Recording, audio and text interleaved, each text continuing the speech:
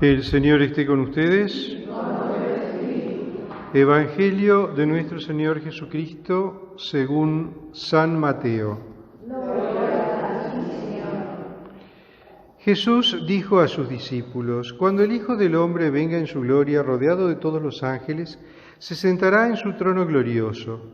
Todas las naciones serán reunidas en su presencia, y Él separará a unos de otros, como el pastor separa las ovejas de los cabritos, y pondrá a aquellas a su derecha y a estos a su izquierda.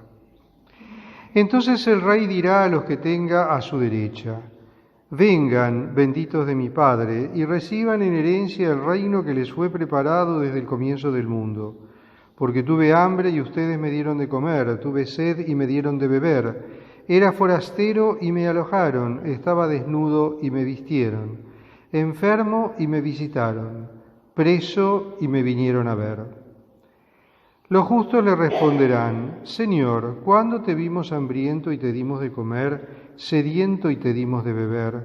¿Cuándo te vimos forastero y te alojamos, desnudo y te vestimos? ¿Cuándo te vimos enfermo o preso y fuimos a verte? Y el Rey les responderá: Les aseguro que cada vez que lo hicieron con el más pequeño de mis hermanos, lo hicieron conmigo. Luego dirá a los de su izquierda: Aléjense de mí, malditos, vayan al fuego eterno que fue preparado para el demonio y sus ángeles, porque tuve hambre y ustedes no me dieron de comer, tuve sed y no me dieron de beber, era forastero y no me alojaron, estaba desnudo y no me vistieron, enfermo y preso y no me visitaron. Y estos a su vez le preguntarán: Señor, ¿cuándo te vimos hambriento o sediento, forastero, desnudo, enfermo o preso, y no te hemos socorrido?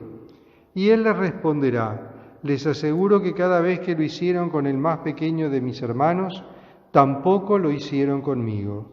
Estos irán al castigo eterno y los justos a la vida eterna. Palabra del Señor.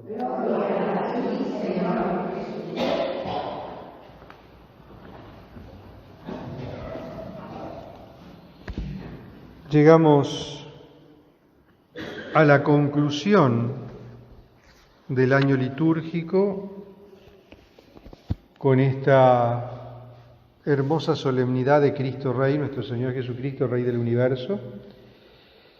Y este Evangelio de Mateo, este capítulo 25 del Evangelio de Mateo, el Señor, si bien en los domingos anteriores nos iba presentando las realidades escatológicas, es decir, las realidades que tendrían lugar al final de los tiempos, sea al final de nuestro tiempo, después de nuestra muerte, o sea al final de la historia, cuando Él vuelva en gloria y majestad, hoy nos está presentando esta escena del juicio final, este solemne juicio final, en el que Él mismo se presenta como Señor y Juez de vivos y muertos. Y antes de adentrarnos un poquito más en el texto, creo que es bueno que entendamos o tratemos de aproximarnos un poco a qué significa esta realidad de Cristo Rey. ¿Qué es este reinado de Cristo? Por empezar, y que nos quede claro, el reino de los cielos y el reinado de Cristo no es una realidad política, social, económica, geográfica, cultural. El reinado de Cristo es una realidad por sobre todas las cosas espiritual. Ahora, en este tiempo que estamos viviendo. Es una realidad espiritual que comenzó con la venida de nuestro Señor Jesucristo en carne y hueso al mundo, o sea, con la encarnación del Verbo, y que se prolongará hasta el final de los tiempos, cuando realmente se materialice y se transforme en una realidad actual. Esta realidad del reino de los cielos es una realidad espiritual que está sembrada en el corazón de cada uno de los bautizados, y es una realidad que crece y se difunde por sí misma en la medida en que nosotros, los bautizados, le damos cabida en nuestra vida. La realidad del reino de los cielos es una realidad que se difunde y que trasciende. Por eso es tan importante ir y anunciar el Evangelio.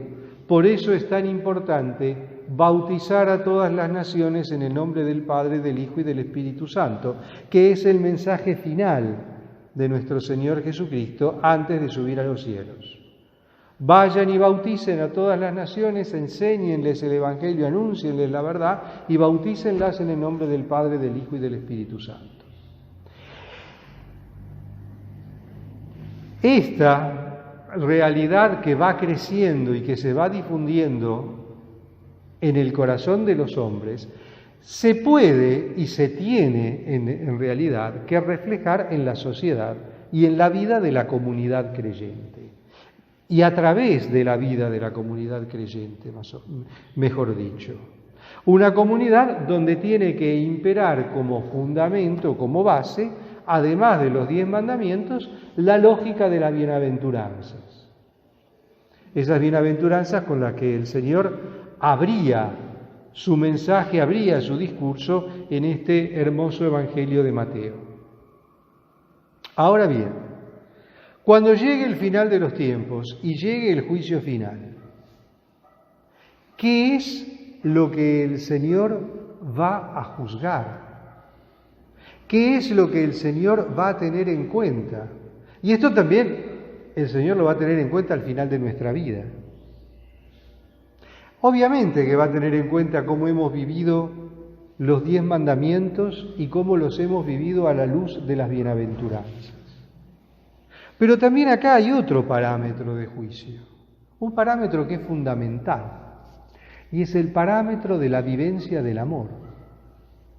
¿Cómo hemos vivido el amor a los hermanos, el amor al prójimo? Y en este sentido, San Juan de la Cruz tiene una frase que es sumamente interesante. No la puedo citar ahora textualmente porque no la retuve, pero conceptualmente la frase de este pensamiento de San Juan de la Cruz es sumamente interesante. El Señor nos vino a buscar a nosotros, nos vino a buscar haciéndose servidor, haciéndose mendigo, para que nosotros sirvamos al mendigo y sirviendo al mendigo, a Cristo, salvemos nuestra alma. Y el Señor, cuando venga como juez al final de los tiempos, nos va a preguntar, ¿qué hiciste con tu hermano? La misma pregunta que le hizo Dios a Caín. ¿Qué hiciste con tu hermano? Esa, digamos, que es en cierto modo la conclusión de todo el mensaje. Porque el Señor en la última cena nos dice, ámense unos a otros como yo los he amado. Y eso lo leemos en el capítulo 13 del Evangelio de Juan. Ámense unos a otros como yo los he amado. Les doy un mandamiento nuevo. Es decir, tenemos los 10 mandamientos, tenemos la lógica de las bienaventuranzas y tenemos este mandamiento nuevo. Amar al otro como Él nos amó. Y este va a ser el parámetro de juicio. ¿Qué hiciste con tu hermano? ¿Lo amaste como yo lo amé? ¿Amaste al otro como yo lo amé? Esa es la pregunta que el Señor nos va a hacer. Y en función de esa pregunta y en función de nuestra vida, es así como seremos juzgados. Es así como el Señor va a determinar quién es digno o no de participar de la vida eterna. Yo sé que en este momento, en estos tiempos, en el siglo XXI, hablar de reyes nos resulta un poco un poco anacrónico, porque es algo que existe muy poco en nuestro mundo. Existen muy pocas monarquías. Hoy en día lo que mayormente predomina es otro tipo de sistema de gobierno. Pero la figura de Cristo Rey es una figura muy fuerte, porque implica el señorío total y absoluto de nuestro Señor Jesucristo sobre todas las realidades naturales y sobrenaturales de este mundo. Él es el Señor. Él es el Señor de la historia, es el Señor del mundo, es el Señor del universo, es el Señor de nuestras vidas. Y a ese Señor es al único que tenemos que servir. A ese Señor es al único que tenemos que seguir. A ese Señor es al único al que le debemos rendir adoración y gloria.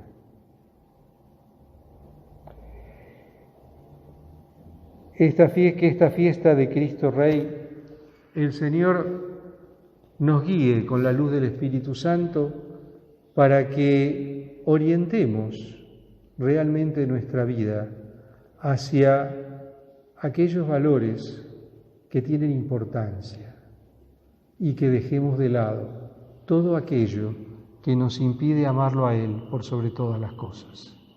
Alabado sea Jesucristo.